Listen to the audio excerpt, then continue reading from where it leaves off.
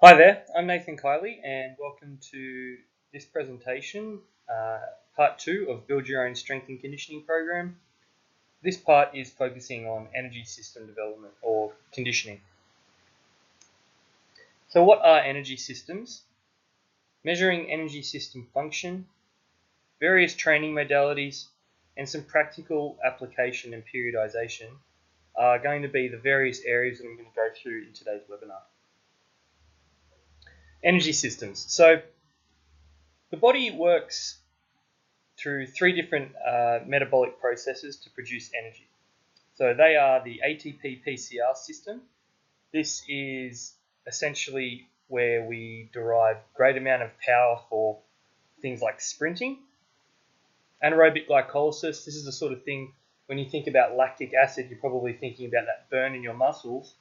This is the energy system responsible for that.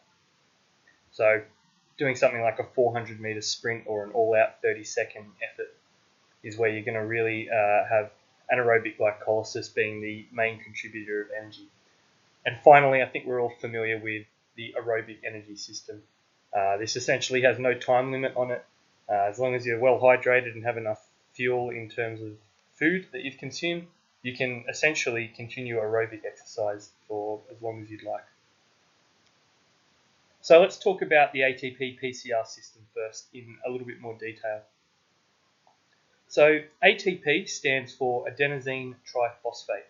Now this is a molecule in the body which is essentially the main molecule, or the only molecule, that we use as a source of energy. So it's often referred to as being the energy currency of the body. Now the ATP-PCR system involves the resynthesis of ATP that gets burned very quickly when we're doing maximal exercise through another molecule called phosphocreatine. Now you might be familiar with the word creatine from things like the supplement creatine monohydrate, and this is the reason that supplement may be applicable for improving power and strength. So the ATP-PCR system is very powerful. It provides a lot of energy very quickly, but it doesn't last very long. This is why it's essentially the main energy source during something like a sprint. Anaerobic glycolysis. So for the sake of keeping things simple, this is essentially the lactic acid system. Now the anaerobic glycolytic system, or the lactic acid system, breaks down sugar. It uses sugar that you consume to produce energy. So there's many stages involved in this, and that's not really all that important, but I think what is important is that you understand that it is pretty powerful and it lasts for a couple of minutes, which is a good thing. So this enables us to repeat high intensity efforts, but eventually it does run out. The problem with the anaerobic glycolytic system is that the waste product that it produces, lactic acid is part of that,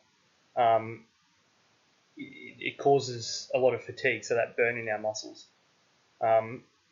Interesting fact is that when people think about lactic acid, they think the lactic acid is the thing that's creating that burn in their muscles, but it's actually positively charged hydrogen ions, which are produced as a part of the mechanism of breaking down glycogen that is actually responsible for that.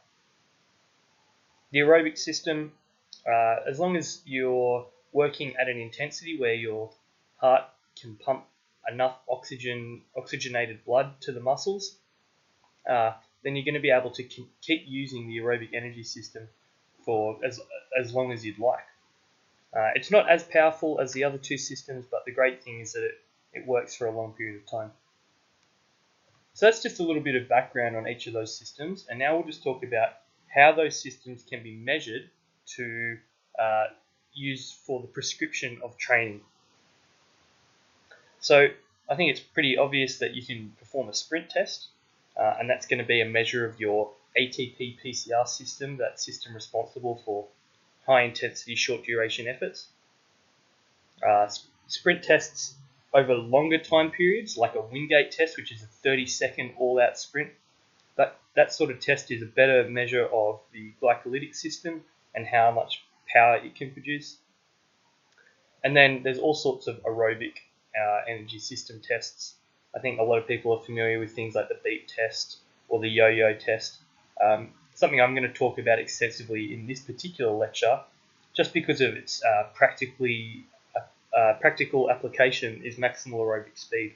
And if you're unfamiliar with that, we'll go into some bit more detail about that later. So if you wanted to test your sprint speed, first of all these tests are running based, although there are other variations that you could do. You could do these on a watt bike or a bike in general, but for the sake of argument, we're just going to focus on running based tests, which are going to be very applicable to team sport athletes. So what you need to make sure are that you've got a consistent test procedure. So are you starting from a 3-point start position? Are you starting from a 4-point? Are you starting just standing? Are we starting at the sound of a whistle, or just whenever you're ready? Are you testing 1 week with a strong headwind, and then when you go to retest, have you now got a tailwind? And have you had a lot of rain, or are you running on similar surfaces? Those are all considerations that you need to make sure are consistent when you test and then eventually retest. Because if you don't take these things into consideration, you're not going to get valid test results. A few different sprint tests that I use are a 3-point start. So that's 2 feet in contact with the ground and 1 hand in contact with the ground. Reaction start, so that's in response to a whistle over a 40-meter distance. So that's just a linear sprint speed test. I do the exact same start procedure with a 5 by 5 meter L configuration. So we run straight, make a sharp right angle turn around the cone and all the way back around in that L configuration back to the starting position. And finally, I also do a 50-meter swerve test, which just tests the ability to cut at high speed. So we've got 50 meters marked out with 10-meter spacings of cones all along the course, and the athlete just weaves in and out of those cones as quickly as they can. Now, I'm not going to go over any glycolytic energy system tests. The reason for that is that oftentimes we actually try and avoid training that energy system in team sport scenarios, or however, you can even use maximal aerobic speed to prescribe training for the glycolytic system. It's probably not as accurate as using an actual glycolytic energy system test, but just for the sake of making things practically easy to apply, we're just going to use maximal aerobic speed for glycolytic and aerobic energy system development. So maximal aerobic speed tests the aerobic energy system and its performance. Maximal aerobic speed is just the speed at which you cover any given distance in a time period of between 5 and 8 minutes, and this corresponds very closely to the velocity that you will be able to run in a VO2 max test, which is basically your VO2 max is the intensity at which you can work at the highest, where your aerobic energy system is providing all the energy and your oxygen consumption is at its highest. So here are some examples of maximal aerobic speed tests, and the reason that there are a variety of different tests is because you need to make sure that the test runs between 5 to 8 minutes. That's where you're going to get the greatest degree of accuracy. So you might need to adjust the test based on what sort of performance level you're expecting to perform at. So say for instance the 2 kilometre time trial that we've got listed here as an example is often used by Australian rules football clubs, and that's because their athletes are extremely aerobically fit.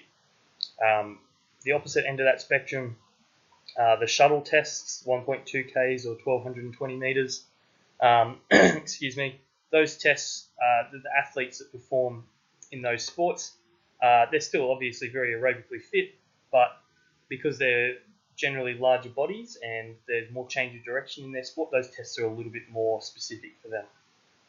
So you can pick any of those 3 or 4 options even. I mean, you can just do a 5, 6, 7 or 8 minute time trial where you're just recording the distance. But basically the whole point is you perform that test.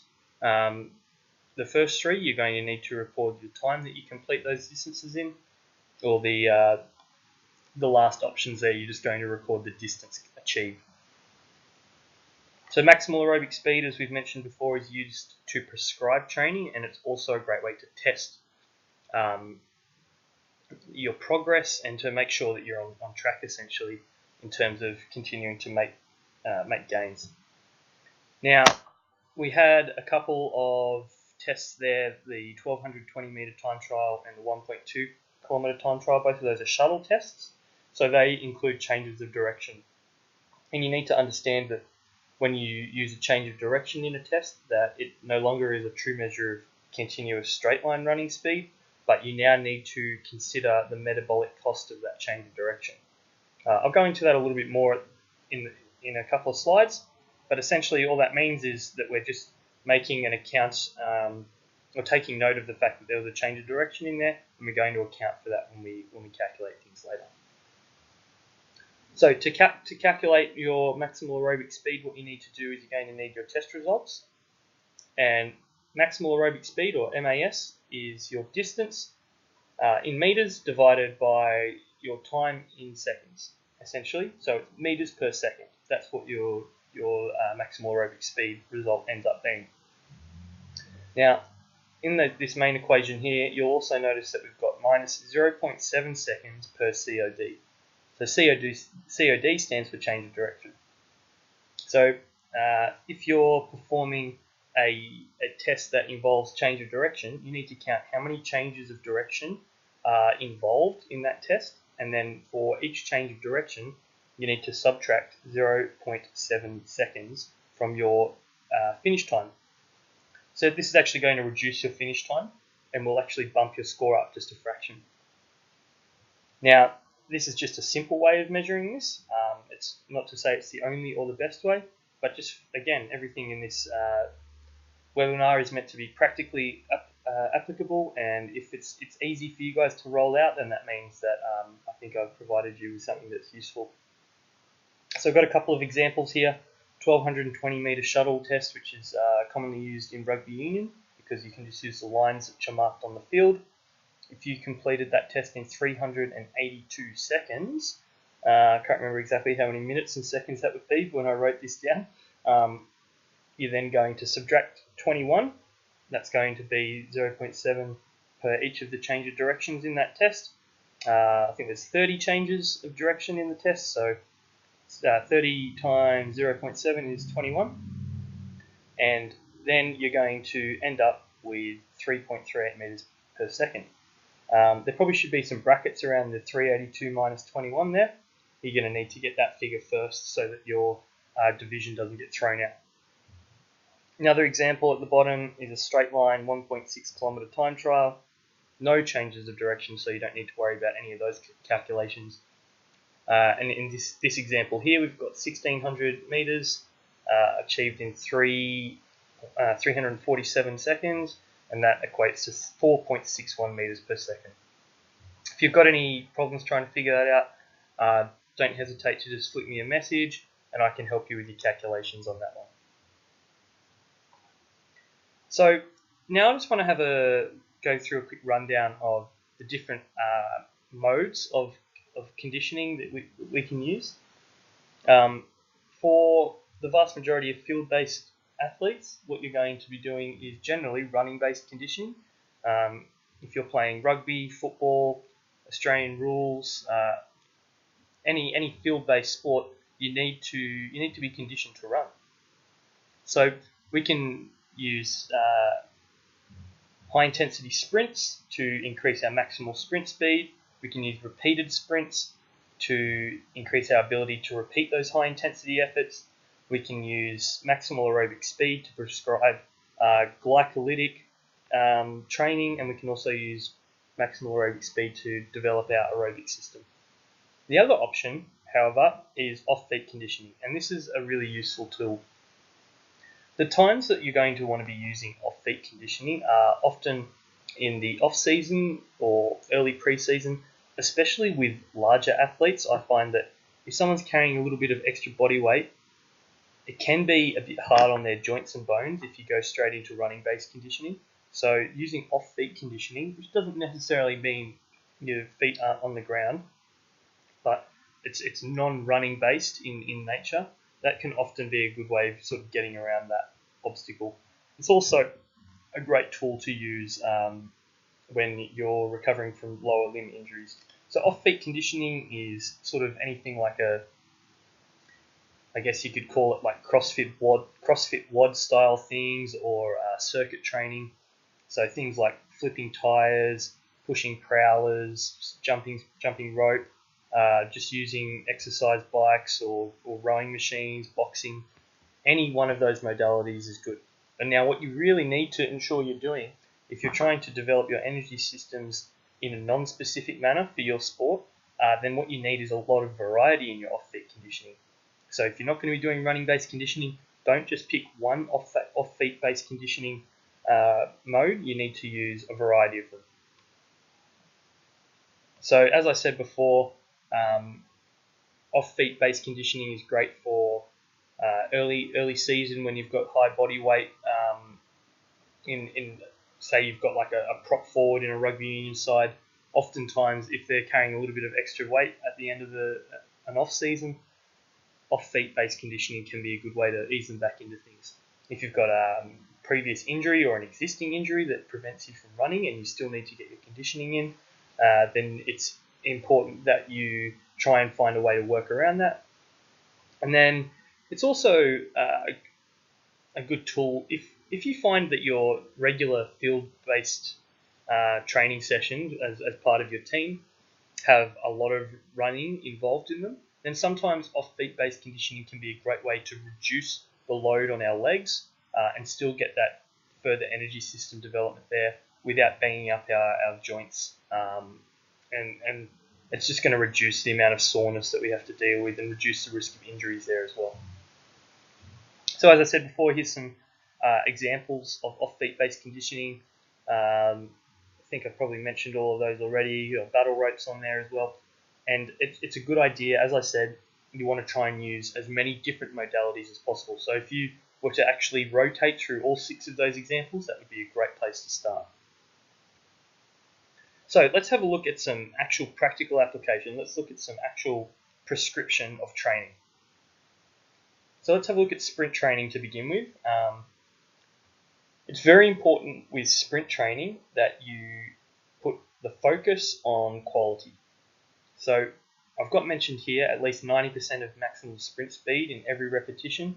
I'd almost say that you need to be at 95, 97% of every single rep should be as close to your PB as possible. In order to maintain that high quality, you need long rest periods. So I've got some examples here at the bottom, and these are some great ways to just tick those boxes and make sure that you know you're doing things on the right, you're in the right direction. So the total volume that we want to be running in a running-based sprint session is going to be between 200 and 350 meters. And that doesn't sound like much, but if you're playing team sports, that's the sweet spot. That's where you need to be. And right in the middle of that, around 240 meters, I think that's a great place to start. You can use all sorts of really good training prescriptions there, and you're going to get a lot out of it. Now, if you're not doing linear running, if you're doing change of direction, or if you're doing it on a bike or something like that, then your total volume is going to want to end up being around 30 to 50 seconds of all-out sprint efforts. So have a look at the bottom here. We've got some examples for that 240 meter linear running example. So we've got maybe 12 reps of 20 meters, 6 reps of 40 meters. That's probably my go-to. Six sets of 40 meter sprint efforts is always going to be a good place to start. Four reps of 60, another example there. The emphasis has to be on long rest. For team sport athletes, I generally advise no less than 30 seconds of rest per 10 meters of sprint effort per repetition. That probably sounded a little bit wordy, but essentially what that means is, let's say 40-meter sprint, that's 4 10-meter progressions in one rep there, so that's going to be 30 seconds times 4. You're going to have a 2-minute rest after each 40-meter sprint effort. That rest needs to be completely passive. You need to just be chilling out. You can sit down if you want, just wander around, have a chit chat. You need to be making the most of that rest period, because that ATP PCR energy system takes a long time to resynthesize all that energy required for that high intensity explosive effort. Just coming back to that 90% of sprint speed in every repetition figure there, you can almost use that as a cutoff. So if you wanted to just work on 40-meter efforts, you keep going until you hit until your speeds drop to 90%. Finish your session there. I'd probably even set that marker at 95%, like I said before. All right, so let's have a look at developing the aerobic and anaerobic glycolytic energy systems. So it's important that we periodize this, and what we need to do is first develop our aerobic base. So that means we need to be doing lots of low intensity steady state running. Sometimes this is just abbreviated to LISS. We're then going to gradually intensify. That just means the intensity or the speed of each run and work interval is going to increase. And then we can transition later to that lactate-based conditioning depending on the team training session. So when I say fill the gaps, if your coach has you doing lots of conditioning drills, or the nature of your field session involves a lot of glycolytic type movements, if you're getting to that point where you're really feeling a burn in your muscles quite frequently, then you don't need to worry about doing more. More is not better, better is better. So if you don't need to just keep adding more of the same thing on top, on top, on top, you're just going to end up breaking yourself. So you can just stay in that aerobic energy system development area, because aerobic energy system is responsible for recovery, and you need that there to resynthesize all of that energy that you need for that next high intensity effort as well. So, word of warning, this can all seem a bit complex. What you'll need is a calculator, maybe even jump on an Excel spreadsheet, and you're going to be able to figure all this stuff out. So, as we said before, we need to consider the metabolic cost of change of direction. So basically that just means we need to be considerate of the fact that every time we use a change of direction, that it's going to influence our prescription based on maximal aerobic speed. So for example, if the training prescription that we are going to use has 15 seconds of work, we've got a 15-second work interval, but in that 15-second work interval there's a change of direction. We're going to just use that 0.7 second figure again, so we can just calculate that 15-second work interval as actually being 14.3 seconds. We're going to subtract that 0.7. So here's some examples, and this is periodized. So periodization just means we're gradually working from that developing of an aerobic base, like we mentioned earlier, and moving towards heavy glycolytic training towards the end. So what I would suggest is that you just maybe take a screenshot of this page or take a photo, maybe write some notes down, and you're going to need to do a little bit of maths to figure all of this stuff out. But if you were to use each of these training prescriptions for a block of between 3 and 6 weeks, by the end of it, you're going to be super, super fit. At the end of each of those blocks, you're probably going to want to retest your maximal aerobic speed. So go back and do the same test that you did initially at the end of each block to recalculate your work intensities for the next training block. So as you'll notice at the very start here, we've got long work intervals with short rest, but the intensity is going to be a lot lower. So it's going to put a lot more demand on that aerobic energy system, that energy system that can provide energy for long periods of time. And gradually what we do is we work to higher intensities. So eventually down towards the bottom, you'll notice that we've got 150% of MAS. That's pretty close to an all-out sprint. And you'll also notice that the work intervals are getting shorter and shorter and shorter. So we're intensifying what's going on.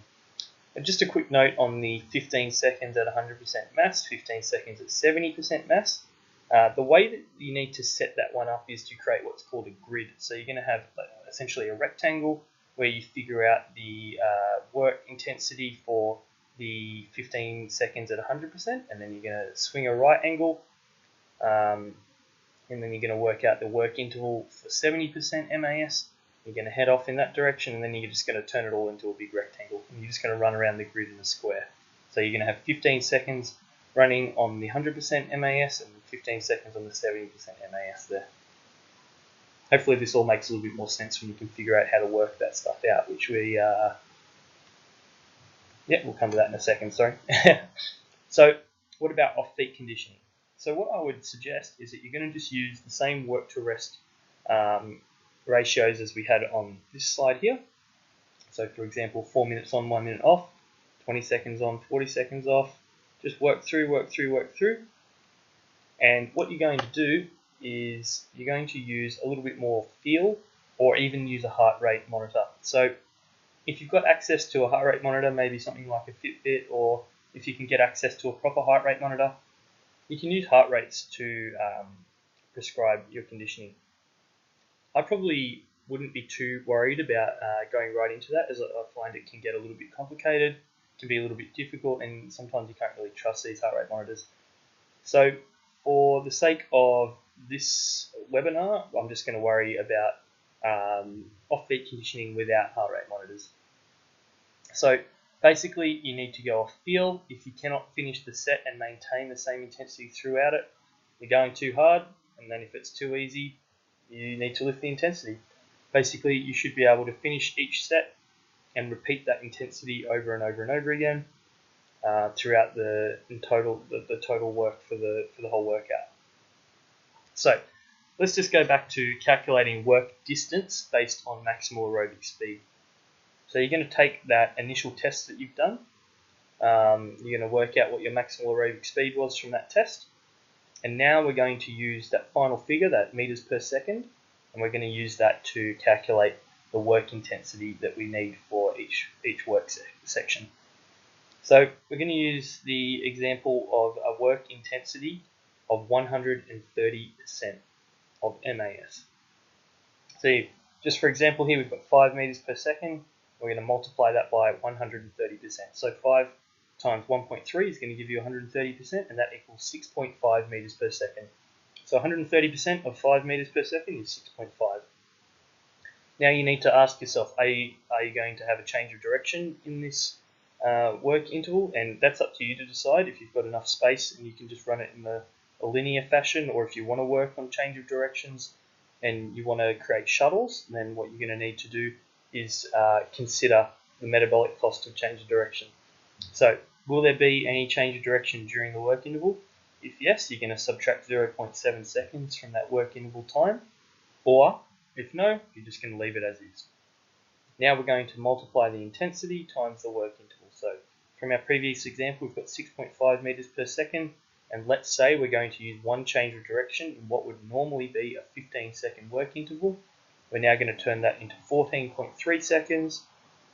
6.5 times 14.3 equals 93 meters. Okay, so that's with a change of direction. So you could work that out by maybe doing a 60 meter long linear strip. So you've got two cones 60 meters apart, and then you're going to go 33 meters back. So essentially you're just working back to halfway of that interval there. Periodization. So I said earlier you could do 3 to 6 weeks. I suppose 3 to 4 weeks, as I've got noted here, is going to ensure that you get through all of that periodization. You could do 3 to 6 weeks if you're not going to end up needing to do that glycolytic work, which I mentioned some reasons for before. So just work through them chronologically.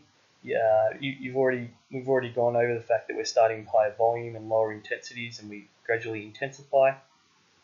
And then you also need to be considerate of the nature of the training sessions. You need to fill the gaps. You don't need to overdo things that you're already doing. If you're doing a heap of glycolytic style training as part of your team sessions, we don't need to worry about progressing towards that stuff. Alright, when do we complete our energy system development? When do we do our conditioning work? So what you need to consider is a few of these things. The best place to do this is after your team training session. You don't want to do it at the start unless the aim is to work under fatigue. But if you've got some high intensity running in that session, it's probably best not to worry too much about it. Just to clarify, this is probably more aimed at that maximal aerobic speed, so developing that aerobic and glycolytic energy systems. If you want to do some sprint conditioning, you're probably going to want to do that at the start of a team session or on a day where you've got a day off afterwards and you've had a fresh day the day before. So just back to these examples here. So after team training sessions, after weight sessions, you don't want to do it the day before a game, and probably not immediately before you're doing a sprint session. The key to this is basically that you need time for recovery. So you could do an AM and PM session where you do some conditioning in the morning and then do some sprints in the afternoon, but you're going to want to be pretty fresh for those sprints. So here's a sample training schedule that I put together just for any given field sport where you're playing Saturday to Saturday. This is just an example of how you could structure your week, where you would put in these conditioning, these various conditioning elements, and I've also made note of where you could train weights. So it's just an example there. What we're trying to do is find time to have days off in between high intensity training sessions, and we're also trying to make sure that we're nice and fresh come game day. Well, so just want to say thank you for watching. This has been part 2 of this 2-part series. If you haven't already looked at the strength side of things, I'll put a link in the description. You can have a look at the webinar aimed at developing strength and power and all that sort of stuff, all the good stuff. And hopefully these 2 webinars here have provided a few ideas and bits of good information that you can practically apply to your training straight away. So thanks for watching, and we'll see you next time.